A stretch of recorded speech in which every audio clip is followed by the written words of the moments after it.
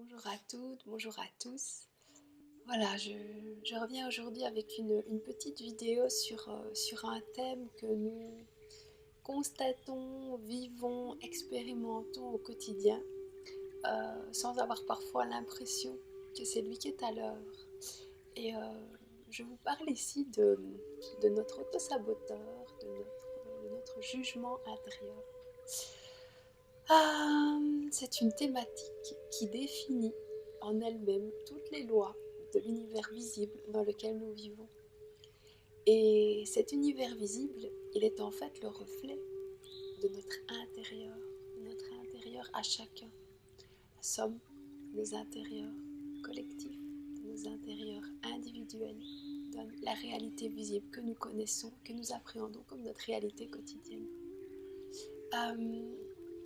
Donc autrement dit, ce qui fait que nous sommes ou pas dans notre cœur, ce qui fait que nous ressentons ou pas la vie avec de l'expansion plutôt que de la contraction, c'est la somme des jugements que nous avons à l'intérieur de nous-mêmes. Alors vous allez me dire, bah oui bien sûr, on le sait, on le lit, il n'y a rien de neuf à ça. Par contre, ce que vous cherchez, c'est un mode d'emploi.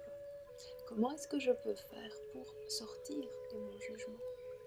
Eh bien, une clé toute simple pour sortir du jugement, ça va être de vous autoriser à faire ce qui vient, juste ce qui vient. Vous allez expérimenter peut-être pendant quelques jours des invitations qui émanent de l'intérieur, qui vous poussent à faire des choses ou d'autres. Eh bien, je vous invite pendant quelques jours, fixez-vous une date dans le calendrier, fixez par exemple 3 jours. 3 jours, ce serait déjà bien. Pendant ces 3 jours-là, vous faites le serment intérieur, que tout ce qui vient, vous le fassiez. Et vous allez pouvoir regarder, en faisant tout ce qui vient de l'intérieur, s'il y a une facilité à faire ça chez vous, ou s'il y a une difficulté. S'il y a une facilité, je vous en prie, allez-y, continuez.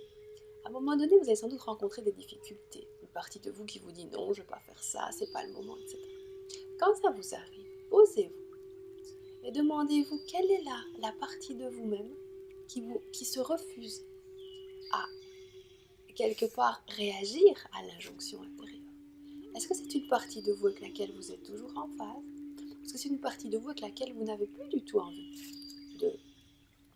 d'être?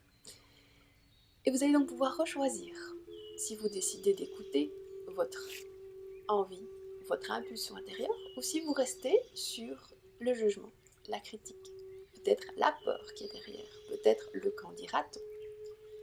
Eh bien, je vous invite à faire ça pendant 3 jours.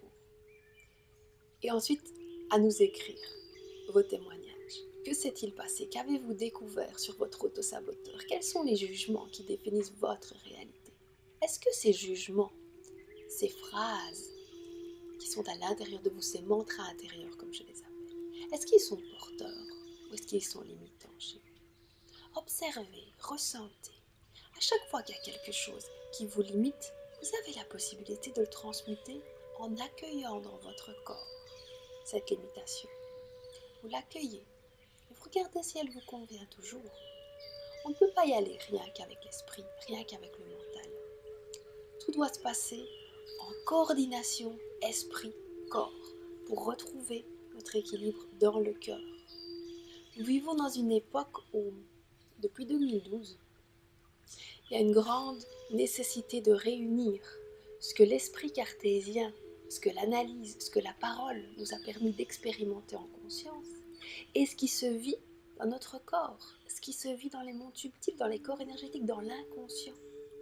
Et donc pour unifier les deux et revenir donc dans ce centre qui est notre cœur, qui est là, le havre de paix naturel que nous sommes, le havre d'amour, eh bien, il faut pouvoir écouter les deux et regarder comment on peut leur permettre de communier plutôt que de rester dans une logique d'écouter l'un ou l'autre ou d'une primauté de l'un sur l'autre. Donc tous les discours que vous pouvez écouter ou entendre qui vous feraient croire que seule l'énergétique compte, seul l'esprit conscient compte, que les mondes invisibles ou visibles sont l'un ou l'autre les plus importants, écartez-vous de tous ces discours et ressentez, après avoir écouté, lu, expérimenté quelque chose, comment vous sentez-vous? Si vous êtes en paix, en harmonie, alors c'est que vos croyances sont parfaitement alignées avec votre corps. Si vous n'êtes pas en harmonie, changez votre croyance en accueillant dans le corps la contraction, la cristallisation énergétique qui est née de la croyance au départ. Parfois il y a bien longtemps, que ce soit dans votre incarnation, dans l'incarnation de votre généalogie, vos aïeux peuvent être porteurs de croyances, d'énergie cristallisée, d'émotions dysfonctionnelles. Ça peut aussi venir en fonction de votre système de croyance à vous, ça peut peut-être venir de vos vies antérieures. Regardez la philosophie qui vous parle. Mais sachez que nous sommes l'héritier d'un inconscient collectif et que pour aider à libérer tout ça et rentrer dans notre corps, la seule chose que nous ayons à faire, c'est accueillir ce qui est là en ayant un focus aussi bien sur le corps que sur les jugements.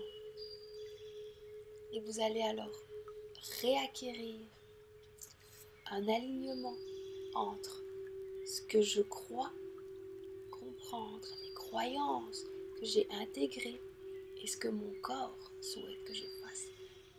Alignez les deux et c'est ici que vous terminerez. Et quand on est là, ce qui se passe, c'est qu'on ressent cette unité que nous sommes, cet amour que nous sommes. Voilà, je vous invite à faire ce petit exercice pendant 3 jours et à en parler autour de vous, de manière à ce que d'autres personnes fassent cette expérience toute simple qui amène à une transcendance